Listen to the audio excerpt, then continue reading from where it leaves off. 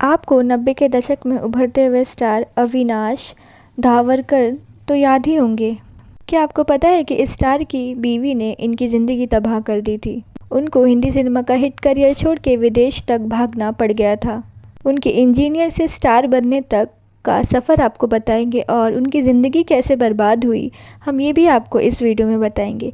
लेकिन उससे पहले अगर अभी तक आपने मेरे इस चैनल को सब्सक्राइब नहीं किया है तो प्लीज़ कर लीजिए, क्योंकि आप सबके सपोर्ट की मुझे बहुत ज़्यादा ज़रूरत है।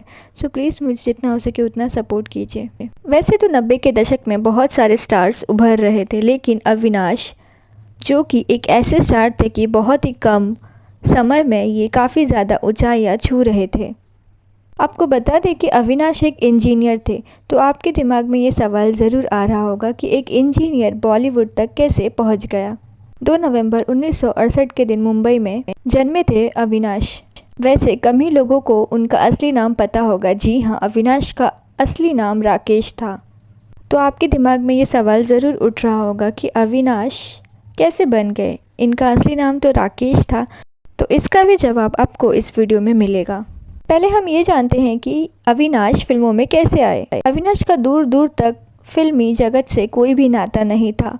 वो तो एक बहुत ही साधारण परिवार से आते हैं। काफ़ी ज़्यादा होशियार थे अविनाश पढ़ाई में, इसीलिए इनके पिता इनको इंजीनियर बनाना चाहते थे। इन्होंने बेटे को पढ़ा लिखा कर दिल्ली से इंजीनियरिंग करने को भेज दिया था, लेकिन नसीब में जो लिखा था अविनाश को तो वही बनना था। वो भले ही इंजीनियरिंग की पढ़ाई कर रहे थे, लेकिन वो फिल्मों के बहुत ज़्यादा शौकीन थे।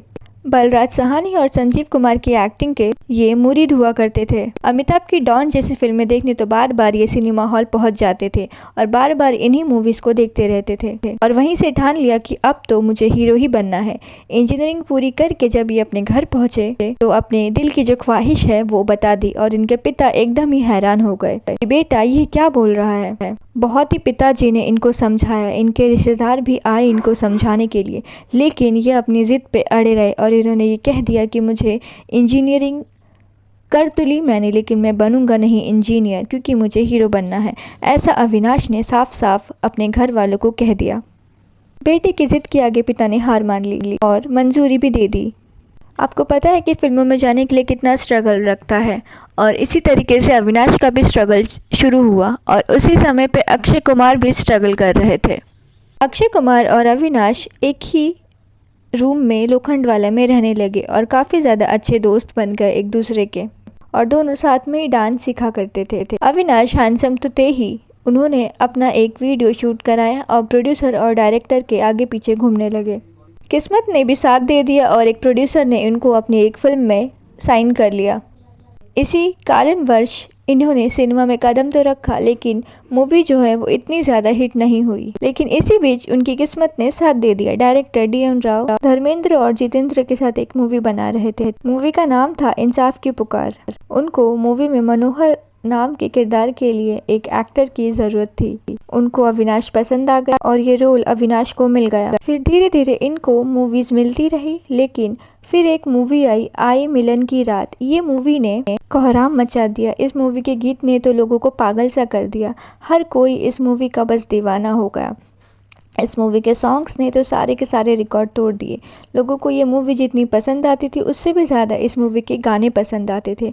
हर कोई के ज़बान पे सिर्फ इसी मूवी के जो सॉन्ग्स थे वही चल रहा था, और रातों रात अविनाश एक स्टार बन गए और उनकी छवि किसी स्टार से कम नहीं रह गई और हर कोई उनके एक्टिंग का बस मुरीद बन गया। इस मूवी ने उनका जीवन संवार दिया। इसके बाद तो अविनाश को बड़ी बड़ी फिल्में मिलने लगी। बड़े बड़े फिल्म मेकर उनको अपनी फिल्म में लेने लगे। राजेश खन्ना के साथ उनकी अगली मूवी ₹10 करोड़ भी हिट हो गई। महेश भट्ट की भी नज़र अब उन पे पड़ गई। इसके बाद महेश भट्ट ने अपनी हॉरर मूवी जुनून में भी उनको हीरो बना दिया। राहुल रॉय के साथ उन्होंने इस मूवी में कमाल कर दिया। ये मूवी भी सुपर डुपर हिट रही। इसके बाद तो 2 और मूवी हिट हुई और इनको तो 7वें आसमान पे पहुंचा दिया गया इन सारी फिल्मों ने। लोग तो अविनाश के सिर्फ दीवाने बनने लगे और हर कोई बस पागल हो गया था इनके पीछे। इनके जो मूवीज़ आते थे उनमें जो गीत रहते थे वो तो लोगों को दीवाना ही बना देते थे, और इनकी एक्टिंग भी लोगों को काफ़ी ज़्यादा पसंद आने लगी। रातों रात ये सुपरस्टार बन गए अपनी एक ही मूवी से। फिर इनकी लगातार कई सारी फिल्में आई जो कि सुपर डुपर हिट हो गई। ये सफलता के 7वें आसमान पे थे। अविनाश में सबको सुपरस्टार नज़र आने लगा था। लेकिन फिर कुछ ऐसा हुआ कि इनकी ज़िंदगी भी तबाह हो गई। इनकी तबाही की वजह इनकी बीवी थी। अपने करियर के ऊंचाई पे इनको एक मॉडल से प्यार हो गया था। उनका नाम दया पारेख था। दोनों ने एक दूसरे से शादी करने का फैसला कर लिया। अविनाश ने छाया से शादी तो कर ली, उनकी बीवी का नाम छाया था। लेकिन उस लड़की ने इस एक्टर की जिंदगी नरक जैसी बना। दोनों के बीच आए दिन झगड़े होने लगे। पत्नी की वजह से ये काफ़ी ज़्यादा परेशान होने लगे। आए दिन झगड़ों की वजह से ये काफ़ी ज़्यादा तनाव में रहने लगे। बहुत सारी फिल्में ऑफर होती थी, लेकिन झगड़ों की वजह से इनका काम पे बिल्कुल भी ध्यान नहीं था। एक समय तो ऐसा है कि वो अपनी ज़िंदगी और अपनी बीवी से इतने ज़्यादा परेशान हो गए कि सिर्फ बॉलीवुड ही नहीं बल्कि भारत छोड़ के ये भाग गए। वो अमेरिका, कनाडा और लंदन में ही रहा करते। कई सालों तक किसी से भी इनका कांटेक्ट नहीं रहा और गायब से हो गया अविनाश। बहुत सारे डायरेक्टर, प्रोड्यूसर इनको ढूंढ रहे थे, बहुत सारी अच्छी अच्छी फिल्में लेके, लेकिन जब किसी को इनका कोई भी ठिकाना नहीं मिला तो सब ने इनको भुला दिया। यहाँ आखिरकार अविनाश को छाया से छुटकारा मिला साल 2000 में, जब कोर्ट ने 2000 में दोनों का तलाक मंजूर कर लिया। लेकिन तब तक छाया की वजह से उनका सुपरहिट करियर और उनकी ज़िंदगी दोनों ही तबाह हो चुके थे। एक बार फिर से अविनाश ने फिल्मों में वापसी की कोशिश की, लेकिन अब तक वो फिल्म मेकर्स की नज़र से वो उतर चुके थे। फिल्म इंडस्ट्री इनको छोड़ के अब आगे बढ़ चुकी थी। तो ये थी कहानी अविनाश की। आपको इनकी स्टोरी कैसी लगी मुझे कमेंट में ज़रूर बताइएगा। So thank you so much इस वीडियो को पूरा देखने के लिए। Thank you. मुझे कमेंट में ज़रूर बताइएगा कि आपको ये वीडियो कैसी लगी। So thank you so much इस वीडियो को देखने के लिए। Thank you. कमेंट में ज़रूर बताइएगा इस वीडियो को आप क्या कहना चाहेंगे। So thank you. और मुझे प्लीज़ सपोर्ट कीजिए, क्योंकि आप सबके सपोर्ट के बिना मैं कुछ भी नहीं हूँ। सो प्लीज़ मुझे सपोर्ट कीजिए। आप सबके सपोर्ट की मुझे बहुत ज़्यादा ज़रूरत है। सो प्लीज़ जितना हो सके उतना मुझे सपोर्ट कीजिए और मेरे इस चैनल को सब्सक्राइब कर दीजिए और मेरे इस वीडियो को लाइक कर दीजिए। So thank you so much इस वीडियो को देखने के लिए। Thank you. कमेंट में बताइएगा आपको ये वीडियो कैसी लगी। Thank you.